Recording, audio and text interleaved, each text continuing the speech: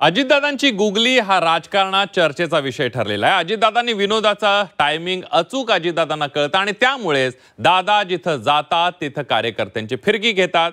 अजितदादांच्या गुगलीनं भल्या भल्यांची दांडी गुल होते। बघूया। अरे कसा आहेस तू? बरा आहेस का? काही अडचण आहे का? मला येऊन भेट। तुम्हाला मुख्यमंत्री होणे अरे कितीदा आता काय स्टॅम्पवर लिहून देऊ काय? 50 वेळात तेच चाललंय। ती एका बैला समोर नाचली। तुला काय वाईट वाटतं की बैला समोर नाचेल नाही तर आणखीन कुणा समोर नाचेल? तुला काय त्रास होतो? 12 करोड रुपयाचा रेडा कधी स्वप्नात तरी ऐकलं का? दिवसा ढवळ्या सांगतो दुपारी तुम्हाला म्हणाला आज काय टाकून आलाय का काय कुणाला?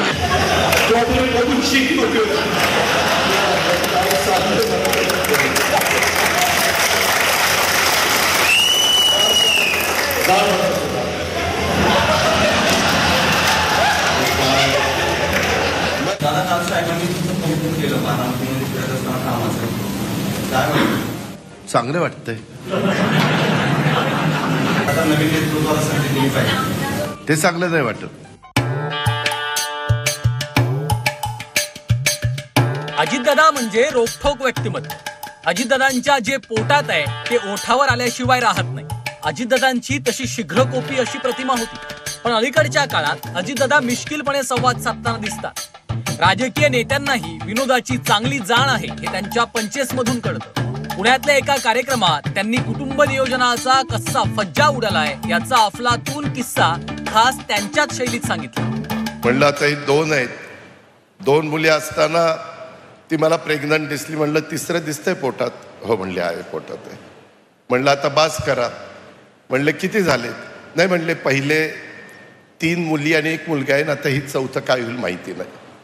आता तुम्ही मला सांगा, जर वर्ण ब्रह्मदेव आला तरी देखील असं लोकसंख्या वाढीचा कार्यक्रम आपण व्यवस्थितपणे पार पाडायचं ठरवलं तर तुम्ही पण सरकारमध्ये प्रमुख झाला तर ते अशक्य गोष्ट आहे।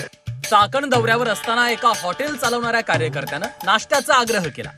अजितदादांनी आज नाही पुढच्या वेळी हॉटेलवर जेवायला येईन असं सांगितलं, पण त्यावेळी बिल घेऊ नका अशी कोपरखळी देखील त्यांनी लगावली।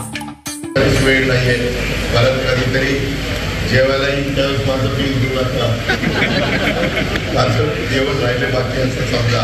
मित्रांनो गमतीचा भाग जाऊ द्या, कारण तुम्हाला आमच्या हनुमंतरावांना पण सांगायचं, नंदाताई तुम्हाला पण सांगायचं आहे, तुम्ही राजकीय क्षेत्रामध्ये काम करत असला तरी राजकारणाच्या ठिकाणी राजकारण करा, धंद्याच्या ठिकाणी व्यावसायिक दृष्टिकोन घेऊन इथं पुढे उद्या आम्ही आलो, उद्या दिलीपराव आले, उद्या बाबाजी आला किंवा आणखी पुढे आलं तर बिलं देत चला, पैसे देत चला, रिक्सर नाहीतरी आपल्या जवळचा मी मार्केट कमिटीचा डायरेक्टर आहे, मग मार्केट कमिटीचा सभापती आला, मुख्य सभापती आला, मी माझा मतदार आला, मग मतदाराचा राष्ट्रवादीच्या आमच्या महिलांच्या पदाधिकारी मग तिला कसं नाराज करायचं, तिला कसं नाराज करायचं, या नाराजीमध्ये आपलं हॉटेल बसून जाईल।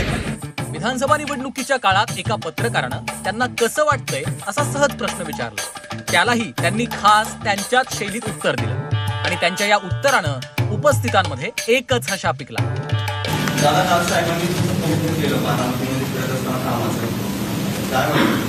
चांगलं वाटतंय।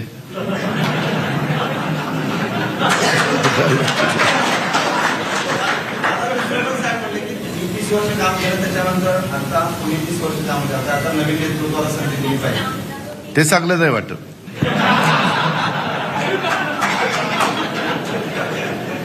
अरे काय मी काय म्हातारा बितारा तुला दिसायला लागतो? अरे अजून पाहिजे ते करायला सांग, नाही केलं ते यायला पवारीच्या। लोकसभा निवडणुकीत सुनेत्रा पवारांचा झालेला पराभव ते विसरले नाहीये। विधानसभा निवडणुकीवेळी जेव्हा एकच वादा अजितदादा अशी आरोळी कार्यकर्त्यांनी दिली, तेव्हा अजितदादांनी लोकसभेला एकच वादा ही घोषणा कुठे गेली होती असा जाहीर चिमटा कार्यकर्त्याला काढला।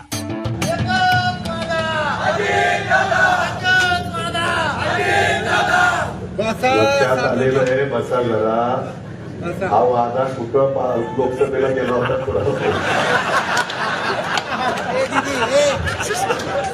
अजितदादा विनोद करताना स्वतःवरही जोक करायला विसरत नाही.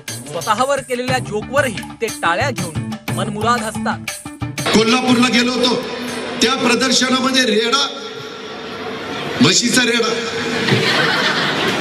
केवढाचा, 12 कोटीचा, 12 करोड रुपयाचा रेडा. कधी स्वप्नात तरी ऐकलं का? दिवसा ढवळ्या सांगतो, दुपारी तुम्हाला म्हणाला आज काय टाकून आलंय का काय कुणाला. लोकसभा निवडणुकीत त्यांनी बहीण सुप्रिया सुळेंवरही जोक करण्याची संधी सोडली नाही. अजितदादांनी भर सभेत सुप्रिया सुळेंच्या संवाद शैलीची मिमिक्री केली.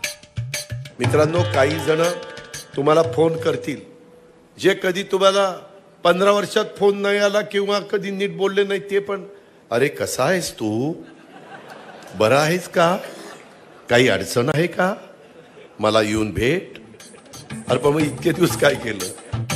कधी कधी विनोद करणं त्यांच्या अंगाशीही येतं. वैष्णवी हगवणे आत्महत्या प्रकरणावर बोलताना त्यांनी जी मस्करी केली त्याची कुस्करी झाली आणि त्यावर सारवासारव करण्याची वेळ त्यांच्यावरच आली.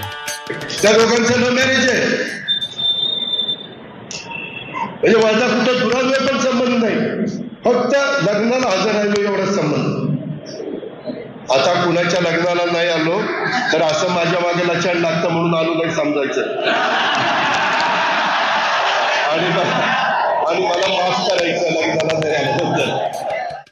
अजितदादांची करडी शिस्त त्याच जागी आहे, पण त्यांच्यातला विनोदी माणूस आता हलकेच डोकावू लागलाय. राजकारणात खूप ताणतणाव आहे. या ताणतणावावर उपाय म्हणून विनोदाची ही पेरणी अजितदादांच्या लोकप्रियतेत आणखी भर घालून गेली आहे. ब्युरो रिपोर्ट, झी 24 तास.